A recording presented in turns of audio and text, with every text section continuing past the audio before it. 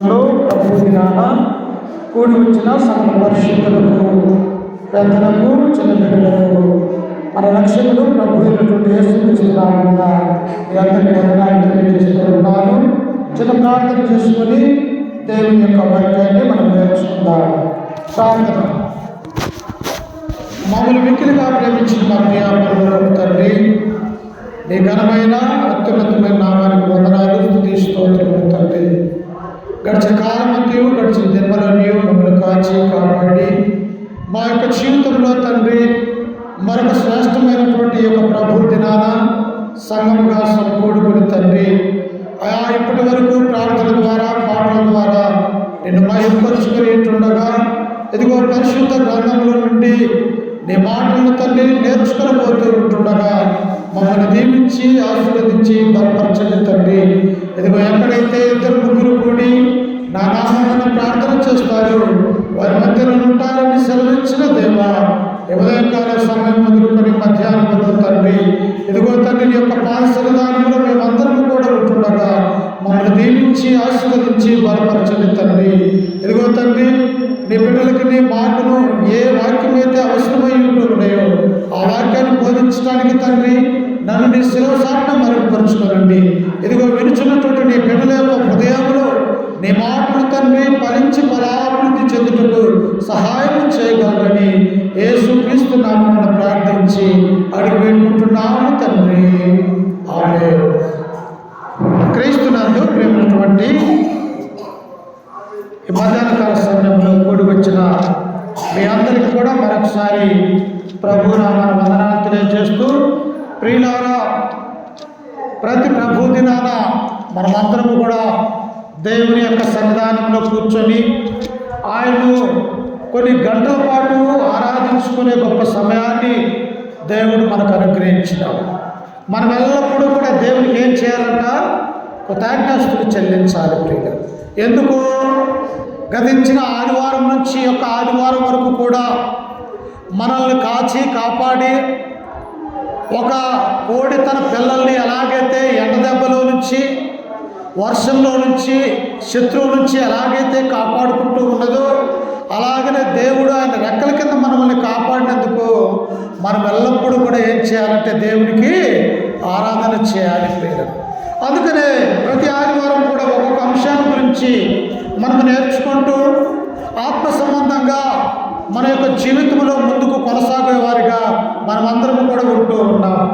ఈ యొక్క మధ్యాహ్నకాల సమయంలో కూడా చూడండి ప్రియులారా, అపోస్తుల కార్యములు 18వ అధ్యాయము మొదటి నుంచి చదువుకుంటూ ఇక్కడ ఒక వ్యక్తి మనకు కనిపిస్తూ ఉంటాడు. చూడండి, అపోస్తుల కార్యములు 18వ అధ్యాయము మొదటి నుంచి చదువుకుందాం ఒకసారి.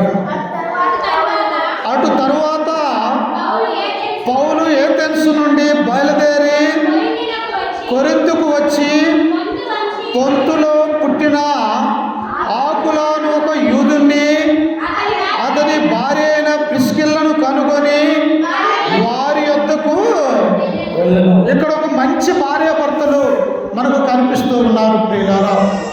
ఎవరు వీళ్ళు? పొంతులో పుట్టినటువంటి ఆకుల అనేటువంటి వ్యక్తికి అతని యొక్క భార్య పేరు కూడా ఇక్కడ గ్రంథంలో రాయబడి ఉన్నది. ఎవరు వీళ్ళంటే ప్రిస్కిల్లా అనేటువంటి స్త్రీ కూడా ఇరువురు భార్యాభర్తలుగా ఇక్కడ మనకు కనిపిస్తూ ఉన్నారు. వీళ్ళు ఎలాంటి వాళ్ళంటే దేవుని యొక్క గ్రంథంలో రాయబడినటువంటి వారు వీళ్ళు. అనగా దేవుని చేత ప్రేరేపించబడి దేవుని యొక్క కార్యాలను చేసేవారిగా, అలాగనే ఎవరైతే క్రైస్తవులుగా ఉన్నారో, ఎవరైతే క్రీస్తును నమ్ముకొని క్రీస్తు సువార్త ప్రకటించే వారు ఎవరైతే ఉంటారో వారి ఎడల వీళ్ళు ఎలా ఉన్నారంటే పరిచర్య చేసే భార్యాభర్తలుగా వీరు ఉంటూ ఉన్నారు. అంటే ఒక మంచి భార్యాభర్తలు ఎలా ఉండాలో, లేకపోతే మంచి తల్లిదండ్రులు ఎలా ఉండాలో దేవుడు వీరిని చూసి మనం నేర్చుకోమని తన యొక్క గ్రంథంలో ఈ యొక్క మాటల్ని మనకు రాయించి ఉన్నాడు ప్రియులారా. అందుకే ఇక్కడ గమనిస్తే ఏమని ఉన్నదంటే, పొత్తులో పుట్టిన ఆకుల అతని భార్య అయినటువంటి ప్రిస్కిల్లా ఎక్కడ ఉన్నారట? కొరింథు అనేటువంటి ఆ నగరములో ఆ పట్టణంలో వారు అక్కడికి వచ్చినట్టుగా మనం చూస్తూ ఉన్నాం. ఎక్కడి నుంచి వచ్చారు చూడండి, ఆ కింద వచనాలు.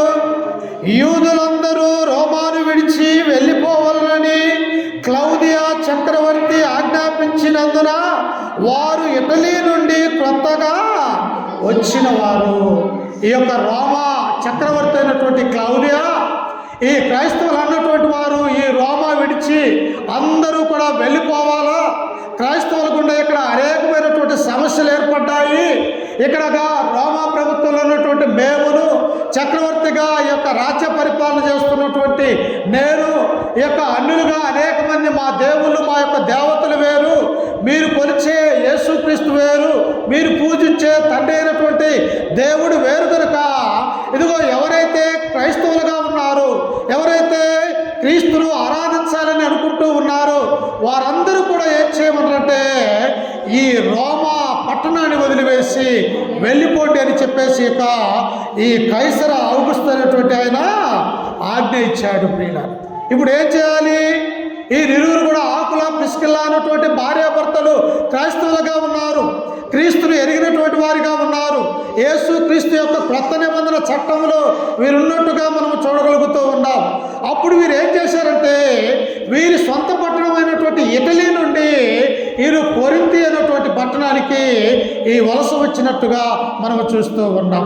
చక్రవర్తి ఆజ్ఞాపించి ఉన్నాడు, మీరు వెళ్ళండి, ఇక్కడ ఉండే మాట అయితే మిమ్మల్ని కత్తితో పాటు మిమ్మల్ని చంపడానికి నా ఆజ్ఞ అతిక్రమించకూడదు, కాబట్టి క్రైస్తవులు అన్నటువంటి వారందరూ కూడా వెళ్ళిపోండి అని చెప్పేసి అన్నప్పుడు ఈ భార్యాభర్తలు బ్రతకటానికి జీవించటానికి ఎక్కడికి వచ్చారంటే ఈ కొరింథీ పట్టణానికి వచ్చి ఉన్నారు. ఈ కొరింథీ పట్టణం సామాన్యమైనటువంటిది కాదు. ఇక్కడ వ్యాపారానికి కేంద్రంగా ఉన్నాయి. అనేకమైనటువంటి దేవతల యొక్క కొరింథీ పట్టణంలో ఉన్నారు, విగ్రహారాధన ధర్మించేవారు ఉన్నారు. అలాగనే ఈ కొరింథీలో ఉన్నటువంటి ఈ స్త్రీలు పురుషులు ఎలాంటి వారంటే నిత్యము కూడా అన్యులుగా ఇతర దేవతలను పూజించే వారిగా ఉంటూ ఉన్నారు. అయితే ప్రియులారా, ఇట్టి జనం మధ్య జీవిస్తూ ఉన్నప్పటికీ కూడా వారి యొక్క భక్తిని వారు పోగొట్టుకోలేదు. అందుకనే కింద వచ్చిన చదువుకుంటే చూడండి, వారు వృత్తికి డేరాలు కుట్టువారు, పౌలు అదే వృత్తివాడు కనుక వారితో కాపురం ఉండెను. వారు కలిసి పని చేయుచుండిరి. అతడు ప్రతి విశ్రాంతి దినమున సమాజ మందిరములో తర్కించుచు యూదులను హెల్లేనీయులను ఒప్పించుచు ఉండెను.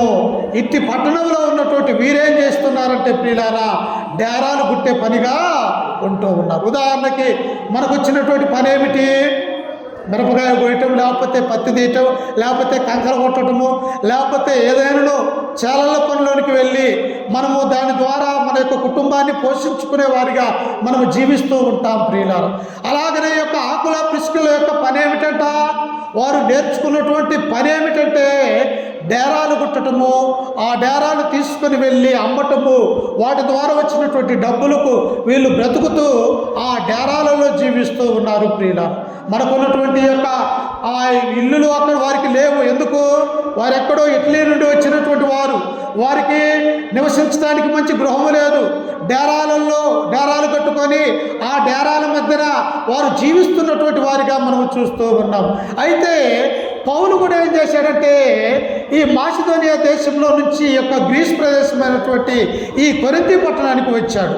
అప్పుడు ఇక్కడ ఎవరైనా క్రైస్తవులు ఉన్నారా, క్రీస్తును నమ్ముకున్నటువంటి వారు ఎవరున్నారా అని చెప్పేసి ఆ కొరింథీ పట్టణంలో చూసినప్పుడు ఈ ఆకుల ప్రిస్కిల్ ఉన్నటువంటి భక్తిపరులైనటువంటి భార్యాభర్తలు ఈ పౌలుకు కనిపించారు ప్రియులారా. వెంటనే ఏం చేశాడు?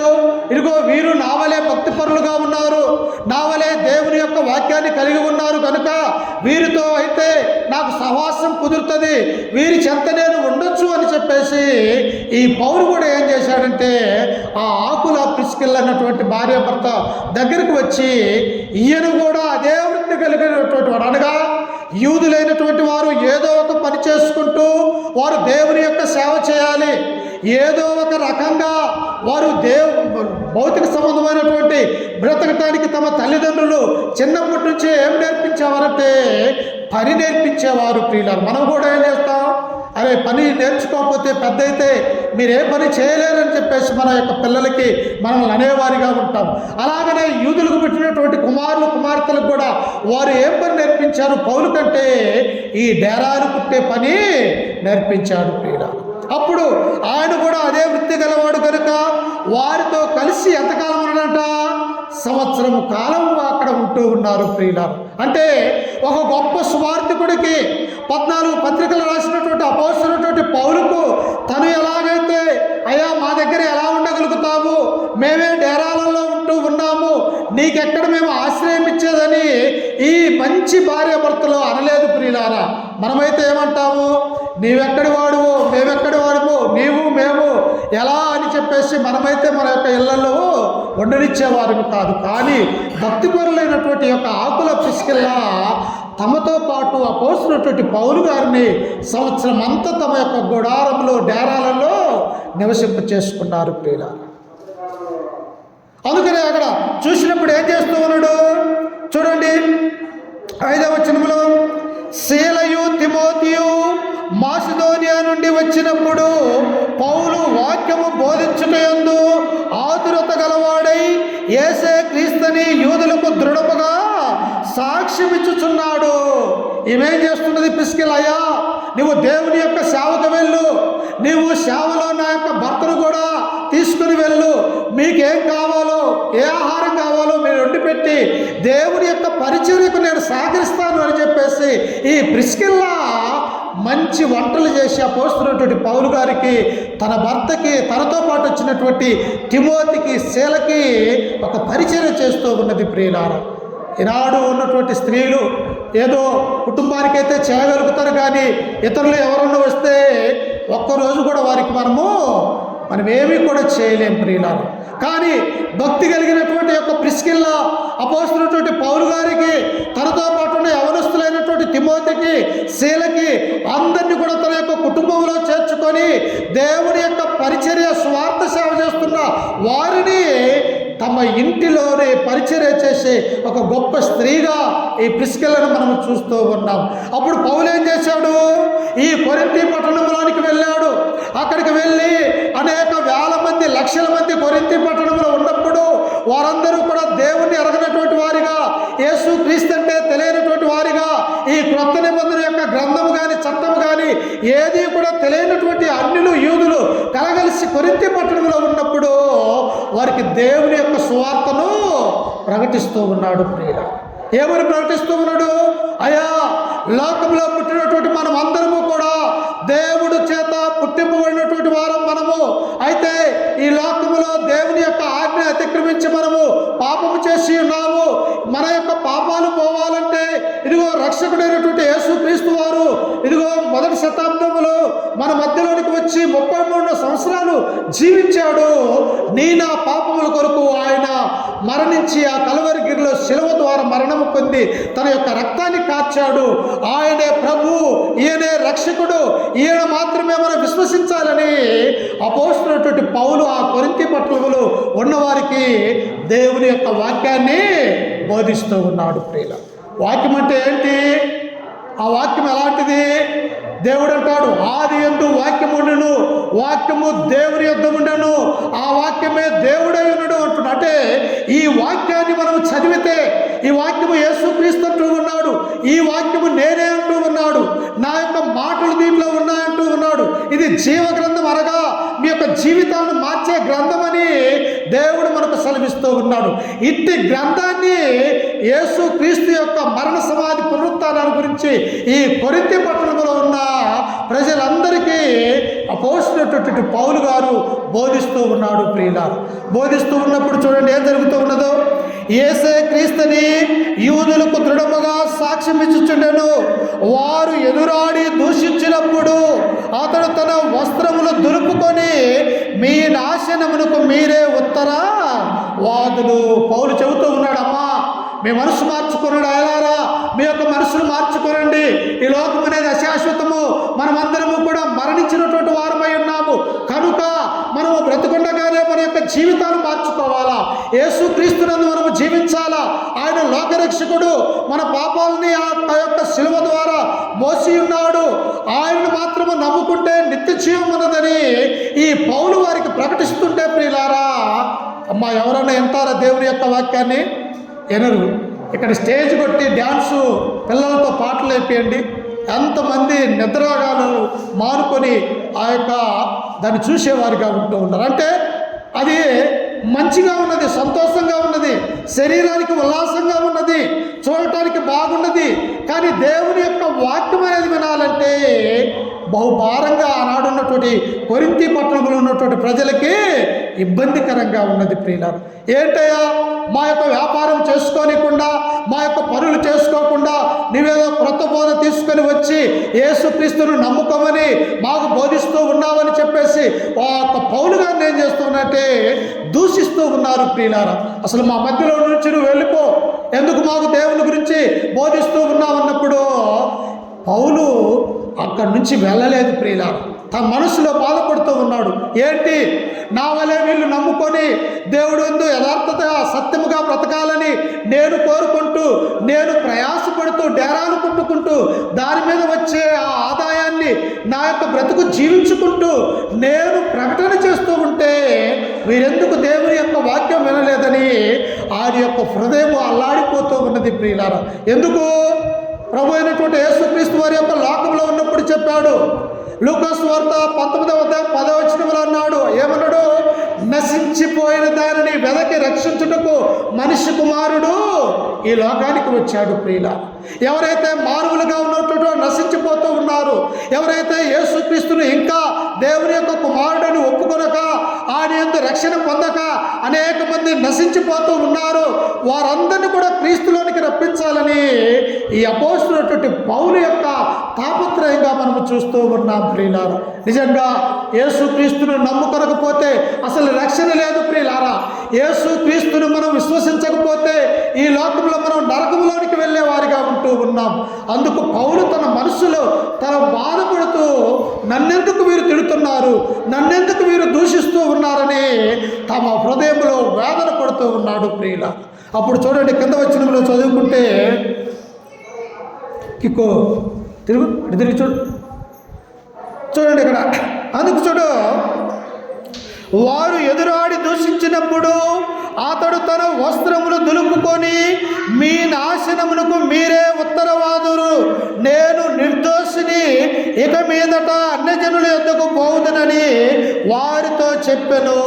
పౌలంటూ ఉన్నాడు ప్రియులారా, మీ మనసులు మార్చుకోమని, మీరు నూతనమైనటువంటి జన్మము పొందాలని, బాప్తిసం ద్వారా కార్యక్రమం జరిగించాలని, ఇదిగో పరలోక రాజ్య మర్మాలు ఉన్నటువంటి ఈ వాక్యము మీకు ప్రకటిస్తూ ఉంటే మీరు నమ్మక, యేసుక్రీస్తునందు మీరు విశ్వసించక నా మాటలను మీరు దూషిస్తూ ఉన్నారు కనుక మీ నాశనమునకు మీరే ఉత్తరవాదులు అన్నాడు.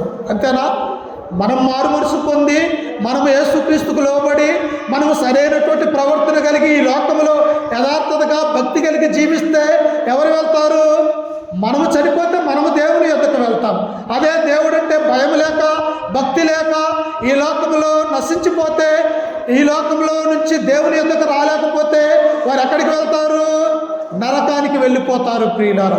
అందుకనే దేవుడు అన్నాడు, ఎవడైనా మిమ్మల్ని చేర్చుకోకపోతే, మిమ్మల్ని మీ దగ్గరకు రానేక దేవుని యొక్క వాక్యాన్ని వినకపోతే మీరు ఆ గ్రామానికి వెళ్ళినప్పుడు మీ పాద దులిపివేయమని చెప్పాడు ప్రియులారా. ఎందుకో తెలుసా? వారు దులిపినటువంటి ఆ ధూళి రేపు రెండవ రాకడ సమయంలో సాక్షార్థముగా గ్రామమే దేవునికి పడిపెడతారు. ఇదిగో అపోస్తులు మన యొక్క గ్రామానికి వచ్చారు, సువార్థికులు బోధ చేయడానికి, మనల్ని మంచి మార్గంలో తీసుకురావడానికి వారి యొక్క పాదాలు మన యొక్క గ్రామంలోనికి వచ్చి మనకు ప్రకటిస్తే మనం వారి యొక్క మాటలు వినకపోయామని ఆ పాదతూలి దేవునికి చెబుతుంది అని యేసుక్రీస్తు స్వయంగా మీ పాదాల ధూళి దొలపమన్నాడు. ఈనాడు కూడా లోకంలో ఉన్నటువంటి ప్రజలు లోక సంబంధంగా, భౌతిక సంబంధమైనటువంటి విషయం మీదనే దేవుని యొక్క సన్నిధానానికి రాలేక, దేవుని యొక్క చిత్తాన్ని గ్రహించలేక, ఆయన యొక్క సంకల్పం ఏమిటో అర్థం కాక ఈనాడు లోకంలో అనేక మంది నశించిపోయే వారిగా ఉంటూ ఉన్నారు ప్రియులారా. కానీ దేవుడు అపోస్తులైనటువంటి పౌలంటూ ఉన్నాడు, మీ నాశనానికి మీరే పాత్రులు. ఇక మీదట నేను అన్యజనులు ఎద్దకు పోదును, వారన్నా దేవుని యొక్క మాట వింటారేమో. యూదులుగా ఉండి ఇశ్రాయేలు ప్రజలుగా ఉండి మీ యొక్క గర్భాన యేసుక్రీస్తు పుట్టినప్పటికీ కూడా మీరు దేవుని యొక్క వాక్యం వినక ఆయనను మరి దూషిస్తూ ఉన్నారు, నన్ను దూషిస్తూ ఉన్నారు. నేను ప్రవశించే ఆయన వాక్యాన్ని కూడా మీరు దూషించేవారిగా ఉంటూ ఉన్నారు. ఉంటూ ఉన్నారు అంటున్నారు. అందుకు చూడండి ఇక్కడ కింద వచనంలో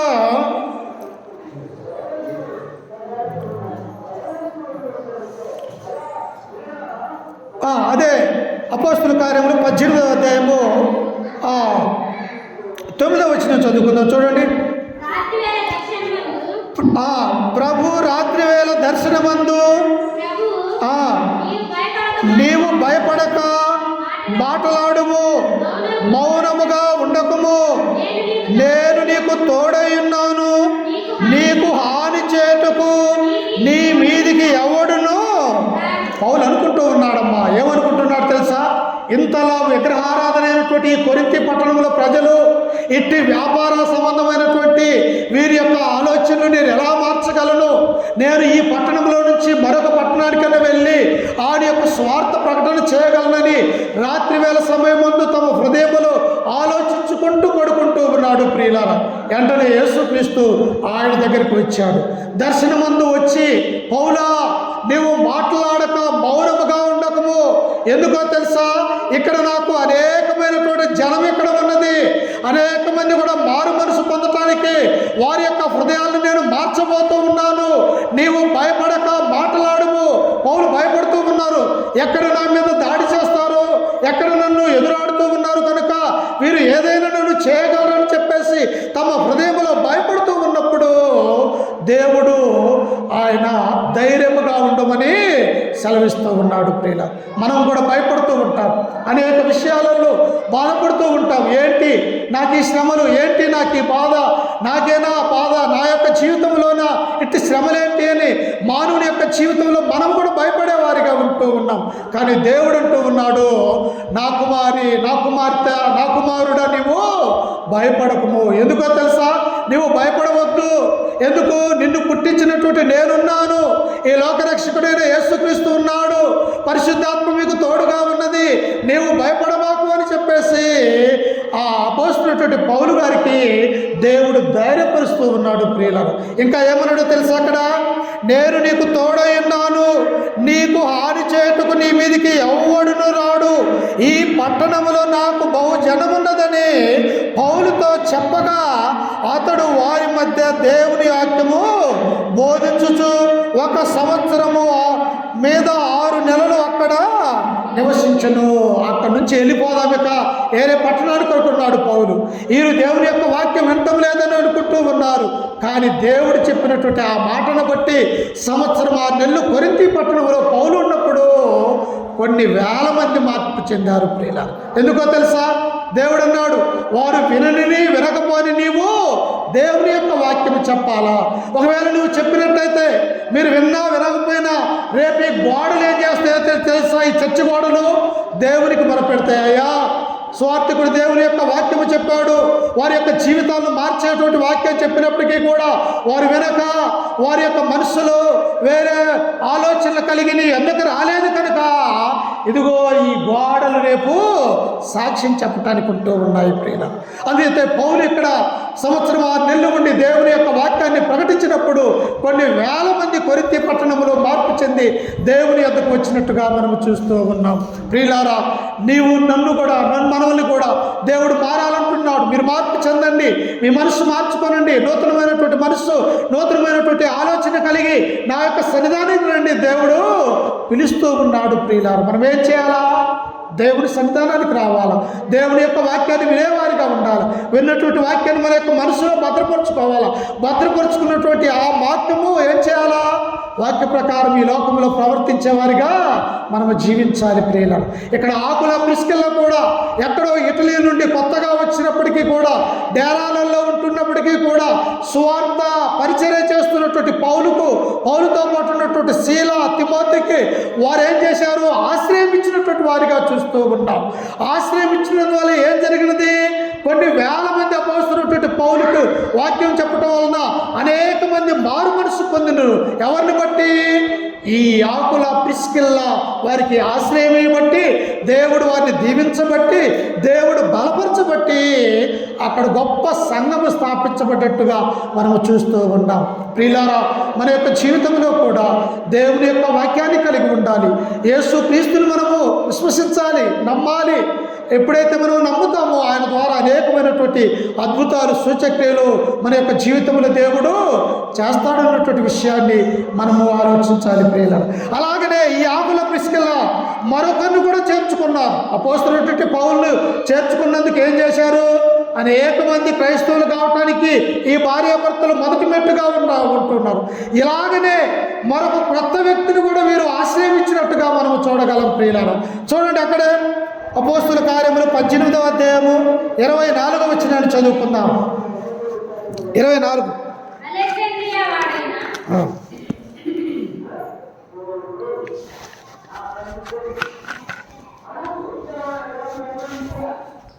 చదువమ్మా.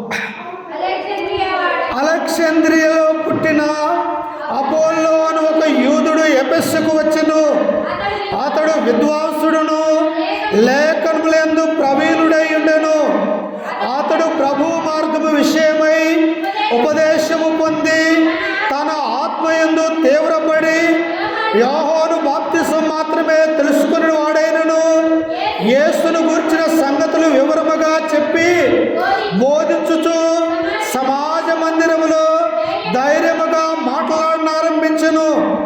ప్రిస్కిల్ల ఆకులయు విని అతన్ని చేర్చుకొని, చూశారా, కొరింథీ పట్టణంలో ఎలాగైతే అపోస్తలుడైనటువంటి పౌలు గారిని తనతో పాటు ఉన్నటువంటి వారిని చేర్చుకున్నారో, ప్రభు యొక్క పనిలో వారు పాల్గొని పొందినట్టుగా మనము చూస్తూ ఉన్నాం. మళ్ళా వారు అక్కడి నుంచి ఎక్కడికి వచ్చారు? ఎఫెసు పట్టణానికి వచ్చారు ప్రియులారా. ఇప్పుడు వారి యొక్క జీవితం ఎలా ఉందో చూడండి. అన్ని కొత్తగా ఎత్తుకున్నట్టుంది. అక్కడి నుంచి ఇటలీ నుండి కొరింథీ వచ్చారు, కొరింథీ నుంచి ఎఫెసుకు వచ్చారు. ఎఫెసులు కూడా ఏం చేస్తూ ఉన్నారంటే ప్రార్థనా మందిరానికి వెళ్తూ అనేకులు కూడా క్రీస్తులోనికి నడిపించే మార్గాన్ని వీరు ఆలోచన చేస్తూ ఉన్నారు ప్రియులారా. మనం ఎక్కడ ఉన్నా కానీ, పనికి వెళ్ళినా లేకపోతే దేశం వెళ్ళినా, ఏ సమయంలో ఎక్కడ ఉన్నా కానీ ఆదివారం వచ్చేసరికి దేవుని యొక్క సన్నిధిలో ఉండాలి. వారం రోజులలో 6 రోజులు కూడా మనము భౌతిక సంబంధమైనటువంటి పనులు చేసుకుంటూ ఉన్నాం. 7వ రోజైనటువంటి ఆదివారం ఏం చేయాలి? మనము దేవుని యొక్క సన్నిధానంలో ఉండాలి ప్రియులారా. ఇప్పుడు ఆకుల ప్రిస్కిల్ల ఏం చేస్తూ ఉన్నారు? వారు కొరింథీ పట్టణం వచ్చారు, అక్కడి నుంచి ఎఫెసు పట్టణానికి వచ్చారు.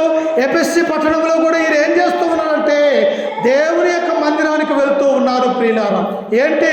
డేరాలు కుట్టుకుంటూ, అమ్ముకుంటూ, వాటితోటి కష్టపడుతూ వారి యొక్క జీవనము కొనసాగిస్తూ ఆదివారం వచ్చేసరికి వారు దేవుని యొక్క సన్నిధానంలో ఉంటూ ఉన్నారు. కానీ ఎన్ని సంవత్సరాల నుంచి మనం వాక్యం బోధించినప్పటికీ కూడా ఈనాడు చూడండి, మన యొక్క సంఘంలో ఆదివారం వచ్చేసరికి మంచి పని ఉంటే ఆదివారం అని లేదు, లేకపోతే ఇంకొక రోజు లేదు, వెళ్ళిపోతూ ఉన్నారు ప్రియులారా. ఎందుకు? వారు దేవుని యొక్క ఆజ్ఞకు లోబడటం లేదు. దేవుడు ఏమన్నాడు? ఆజ్ఞ అతిక్రమమే పాపం అన్నాడు ప్రియులారా. దేవుని యొక్క ఆజ్ఞను అతిక్రమించినప్పుడు మనం పాపం చేసినటువంటి వారైతాం. అయితే ఇక్కడ ఆకుల ప్రిస్కిల్ల ఎవరిని చేర్చుకున్నారు? అపోల్లో ఉన్నటువంటి ఒక అలెగ్జాంద్రియాకి చెందినటువంటి ఒక యవనస్తుడు ఇక్కడికి వచ్చాడు ప్రియులారా. ఇతను ఎక్కడి నుంచి వచ్చిందట?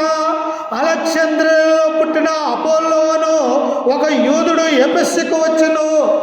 ఎక్కడ పుట్టినట్టు? ఇక్కడ ఐగుప్తు దేశంలో ఉన్నటువంటి అలెగ్జాండ్రియా అనేటువంటి పట్టణంలో పుట్టినటువంటి ఒక విద్వాంసుడు ప్రియులారా. విద్వాంసుడు అనగా లేఖనములందు ప్రవీణత కలిగిన వాడు. పాత నిబంధన గ్రంథంలో 39 గ్రంథాలలో ఏ వాక్యము ఎక్కడుందో తెలిసినటువంటి వాడు, దేవుని యొక్క చిత్తాన్ని కనుగొన్నటువంటి వాడు, మోసే యొక్క ధర్మశాస్త్రాన్ని అన్నీ నేర్చుకున్నటువంటి వాడైనటువంటి ఈ యొక్క అపోల్లో ఎఫెసుకు వచ్చాడు ప్రియులారా. ఎఫెసుకు వచ్చి దేవుని యొక్క సన్నిధానానికి వచ్చాడు. వచ్చి ఏం చేస్తూ ఉన్నాడట? చూడండి, అక్కడ అతడు ప్రభు మార్గము విషయమై ఉపదేశము పొంది తన ఆత్మయందు తీవ్రపడి, ఏం జరుగుతుందట? ప్రభు మార్గాల గురించి తెలుసుకున్నాడు ప్రియులారా. తెలుసుకున్నటువంటి ఆయన ఏం చేస్తూ ఉన్నాడు? నా ఆత్మ ఏమైపోతుంది? నేను దేవుని యొక్క పరిచర్య చేయకపోతే, దేవునిలో ఉండకపోతే, ఒకవేళ నేను మరణించితే నరకానికి వెళ్తానా లేకపోతే పరలోకానికి వెళ్తానా, పరలోకం వెళ్ళాలంటే నేను ఈ లోకంలో ఏం చేయాలని తన ఆత్మ ఏం చేస్తుందంటే తీవ్రపడి ఆలోచన చేస్తూ ఉన్నాడు. ప్రియులారా, మనకున్నది ఆ బాధ్యత. మన ఆత్మ ఎక్కడికి వెళ్ళాలని మనం కోరుకుంటున్నాం. మన యొక్క ప్రాణము, మన యొక్క శరీరము ఈ లోకంలో ఉండగానే ప్రభువును నమ్ముకోవాలి ప్రియులారా. ఎందుకంటే మరణించిన తర్వాత మనం అసలు ప్రభువుని నమ్ముకోలేము, ఆయన మందిరాలకి రాలేము. మన యొక్క శరీరము మృత్యు అయిపోతూ ఉన్నది. కనుక మన ప్రాణము మన యొక్క శరీరంలో ఉండగానే మన ఆత్మ యందు తీవ్రత పడాలి ప్రియులారా. ఈ అపోల్లో కూడా అదే చేస్తూ ఉన్నాడు. నా ఆత్మ ఏమైపోతుందో, నా ప్రాణం ఎలా ఉంటుందో, నా యొక్క శరీరంలో నా ప్రాణం ఉండగానే ప్రభు అయినటువంటి యేసుక్రీస్తును, తండ్రి అయిన యెహోవాను నేను కనుగొనాలా, ఆయన యొక్క వాక్యాన్ని నేను బోధించాలని ఎన్నో వందల కిలోమీటర్లైనటువంటి ఐగుప్తు దేశంలో నుంచి ఈయన ఎక్కడికి వచ్చాడో తెలుసా? చిన్నాసియా అనేటువంటి దేశంలోనికినా ఓడలలో కొన్ని వందల రోజులు ప్రయాణం చేసుకుంటూ దేవుని సువార్త ప్రకటన చేయాలన్నటువంటి ఆత్మయందు తీవ్రత పడి ఆయన ఎఫెసీ పట్టణానికి వచ్చాడు. ప్రియుల, తన బంధువులందరూ ఎక్కడున్నారు? తన తల్లిదండ్రులు ఎక్కడ ఉన్నారు? ఈజిప్టులో ఉన్నారు. కానీ ఎక్కడెక్కడ ఉన్నాడు ఆయన? ఎక్కడో తెలియనటువంటి కానాను దేశమైనటువంటి చిన్నాసియా దేశంలో ఎఫెసీ పట్టణంలో నివసిస్తూ ఉన్నారు. ఎవరు కూడా తోడు లేరు, ఎవరు కూడా సహోదరులు లేరు, తమ బంధువులు, రక్త సంబంధికులు ఎవరు కూడా లేరు. నా ఆత్మ రక్షింపబడాలి, నాతో పాటు ఇతరుల యొక్క ఆత్మ కూడా క్రీస్తులో రక్షింపబడాలనే ఉద్దేశం కలిగి ఈ ఎఫెసీ పట్టణానికి వచ్చి అక్కడున్న దేవాలయానికి వెళ్ళి యేసే క్రీస్తుని దృఢముగా సాక్ష్యం చెబుతూ ఉన్నాడు. ప్రియులారా, మనము కూడా మన ఇంటి పక్కన ఉన్న వారికి, మన సంఘానికి, మన బంధువుల దగ్గరికి వెళ్ళినప్పుడు, అమ్మ నువ్వు ఇంకా మారు మనసు పొందలేదా? పొందకపోతే దేవుని నమ్ముకో, దేవుని సన్నిధానానికి రా. ఈ లోకము శాశ్వతమైనది, ఇది ఒకనొక సమయంలో ఇది అగ్ని కొరకు వేచి ఉన్నది. మనం మార్పు చెందాలి అని మనము కూడా ఇతరులు దేవుని సన్నిధానానికి నడిపించే వారిగా మనం అందరం కూడా ఉండాలి ప్రియులారా. అప్పుడు చూడండి ఏమని చెబుతున్నాడు ఆయన?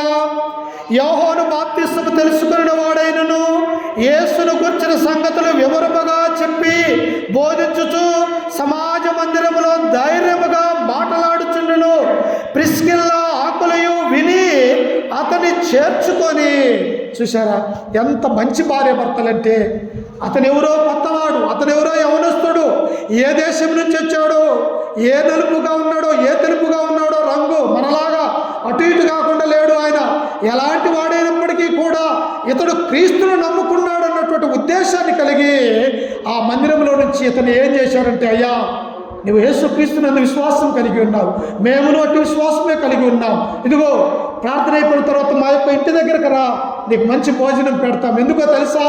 మేము అందరము క్రీస్తు రక్తంలో కడగబడినటువంటి వారు కనుక నువ్వు మా యొక్క గృహానికి రమ్మనమని చెప్పేసి వారు ఉంటున్నటువంటి ఆ డేరాలోనికి ఈ యవనస్తుడైనటువంటి అపోల్లోను వారు చేర్చుకున్నారు. ప్రియులారా, ఆ చేర్చుకొని ఏమంటూ ఉన్నారో చూడండి కింద వచనంలో, దేవుని మార్గమును మరి పూర్తిగా అతనికి విశదపరిచిరి. యోహాను బాప్తిస్మం గురించే తెలుసు ఆయనకి. యోహాను ఏమన్నాడు? అయ్యా మారు మనసు విషయమైన బాప్తిస్మము నేను మీకు ఇస్తున్నాను, కానీ ఇదిగో నా వెనక వచ్చువాడు ఆయన చెప్పుల వారు నేను విప్పుటైన కాదు. ఆయన మీకు ఎలా బాప్తిస్మం ఇస్తాడంటే పరిశుద్ధాత్మలో మీకు బాప్తిస్మం ఇస్తాడని బాప్తిస్మం ఇచ్చేవారు చెప్పాడు. ఈయన ఎవరు బాప్తిస్మం తెలుసుకున్నాడు? యోహాను యొక్క బాప్తిస్మం తెలుసుకున్నాడు. అనగా మారు మనస్సు విషయమైనటువంటి బాప్తిస్మము. అది చెల్లుబాటు కాదు. ఎవరి బాప్తిస్మం పొందాలా? తండ్రి యొక్కయు కుమారుని యొక్కయు పరిశుద్ధాత్మ నామములోనికి బాప్తిస్మము ఈయన పొందలేదు. కనుక ఈ ఆకుల ప్రిస్కిల్ల విని, అయ్యా బాప్తిస్మం ఇచ్చే యోహాను క్రీస్తు వచ్చే వరకే, క్రీస్తు వచ్చిన తర్వాత ఆయన ఒక ఆజ్ఞ చెప్పాడు. ఏంటి ఆ యొక్క ఆజ్ఞ? మీరు సర్వలోకునికి వెళ్ళి సర్వ సృష్టికి స్వార్థను ప్రకటించండి, నమ్మి బాప్తిస్మం పొందిన వాడు రక్షింపబడును, నమ్మని వారికి శిక్ష అన్నాడు. అయితే ఎలా పొందుకోవాలి బాప్తిస్మము? తండ్రి నామములో, కుమారుని యొక్క నామములో, పరిశుద్ధాత్మ నామములో పొందుకోవాలి. కాబట్టి నీకు ఇది తెలియదు కనుక ఇదిగో ఇలాగ పొందుకోవాలా అని ఆ భార్యాభర్తలు తెలియనటువంటి ఇతనికి వాక్యము నేర్పించి ఇతను మరలా నేను కొరింథీ పట్టణానికి వెళ్తానమ్మా అంటే ఒక ఉత్తరం రాశారు. ఇదిగో అలెగ్జాండ్రియా పట్టణంలో నుంచి, ఐగుప్తు దేశంలో నుంచి ఇదిగో ఎఫెసీ పట్టణానికి వచ్చాడు. ఇతను వాక్యం చెబుతూ ఉన్నప్పుడు అతనికి వాక్యం అర్థం కానప్పుడు మేము చేర్చుకున్నాము, అతనికి విశదంగా నేర్పించాము. ఇప్పుడు ఇతను కొరింథీ పట్టణానికి వస్తున్నాడని ఒక లేఖ భార్యాభర్తలు రాసి ఇతన్ని మరలా ప్రభు పనికి కొరింథీ పట్టణం పంపిస్తున్నారు ప్రియులారా. చూశారా, ఇద్దరు భార్యాభర్తలు దేవుని నమ్ముకుంటే, దేవుని యందు విశ్వాసం కలిగి ఉంటే 3 పట్టణాలలో దేవుని యొక్క వాక్యాన్ని ప్రకటించడానికి వారి కుటుంబం ఆదర్శంగా ఆశ్రయం ఇచ్చినది ప్రియులారా. మరి మన కుటుంబము, మనము దేవునిలో ఉన్నట్టయితే మనము కూడా ఇతరులకు దేవుని యొక్క వాక్యాన్ని బోధిస్తూ అనేకులు కూడా క్రీస్తు యొక్క మార్గంలోనికి మనం బోధించే మాటైతే జీవ గ్రంథముల వీళ్ళ పేర్లు ఎలాగైతే వ్రాయబడి ఉన్నాయో మన పేర్లు కూడా దేవుడు వ్రాస్తాడు ప్రియులారా. అందుకే ఇక్కడ చదువుకుంటే చూడండి, ఆయన 27వ వచనంలో, తర్వాత అతడు ఆకయకు పోదలిచినప్పుడు సహోదరులు అతన్ని చేర్చుకొనవలనని ప్రోత్సాహపరచుచు అక్కడి శిష్యులకు రాసిరి. అతడక్కడికి వచ్చి దైవ కృపచేత విశ్వసించిన వారికి చాలా సహాయము చేసెను. యేసే క్రీస్తుని లేఖనముల ద్వారా అతడు దృష్టాంతపరిచి బహిరంగమందు యూదుల వాదమును గట్టిగా ఖండించుచు వచ్చెను. ఇతను ఏం చేశాడో తెలుసంగా, అలెగ్జాండ్రియా పట్టణంలో నుంచి, ఐగుప్తు దేశమనే అలెగ్జాండ్రియా పట్టణంలో నుంచి వస్తనే ఇతడు గొప్ప ధనవంతుడుగా ఉన్నాడు ప్రియులారా. ఎలాంటి ధనవంతుడో తెలుసా?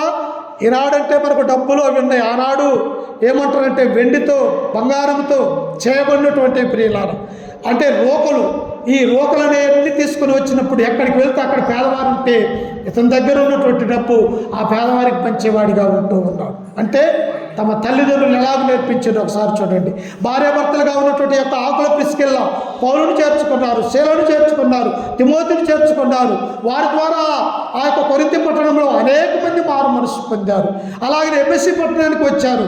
ఈ యవనస్తుడైనటువంటి అపోలోని చేర్చుకున్నారు. ఇతని ద్వారా అనేకమైనటువంటి క్రీస్తు సంగతులను బోధించడానికి ఆ కుటుంబము ఆశ్రయించినారు. అలాగనే మనము కూడా అపోలో అలాగనే ప్రిస్కిల్ల వలె దేవుని సేవకులకు మనము చేర్చుకునే వారిగా ఉండాలి. అందుకనే ఏమంటాడు దేవుడు, నా పేరట వచ్చు వాడికి గుప్పెడు చల్లనీళ్ళు ఇచ్చిన వారు తమ ఫలములను పోగొట్టుకోరు, అవి పరలోక రాజ్యములు ఉంటాయంట ప్రియులు. కనుక ఆకుల ప్రిస్కిల్ల ఎలాగైతే ఉన్నారు, మన యొక్క జీవితంలో కూడా దేవుని యందు భయము, భక్తి, విశ్వాసము కలిగి ఆ యొక్క రక్షకుడైనటువంటి యేసుక్రీస్తును మరణం వరకు నమ్మకముగా ఉండాలని చెప్పేసి ఈ వాక్యం ద్వారా మిమ్మల్ని హెచ్చరిస్తూ, ఈ మాటలను నన్ను నేను కూడా హెచ్చరిక చేసుకుంటూ, ఓపికతోని మీ అందరికీ మన రక్షకుడు ప్రభు అయిన యేసుక్రీస్తు నామమున వందనాలు తెలియజేస్తూ ఈ వాక్యాన్ని ముగించుకుంటూ ఉన్నాను ప్రియులారా. ప్రార్థన చేసుకొని సమయం ఇప్పటికే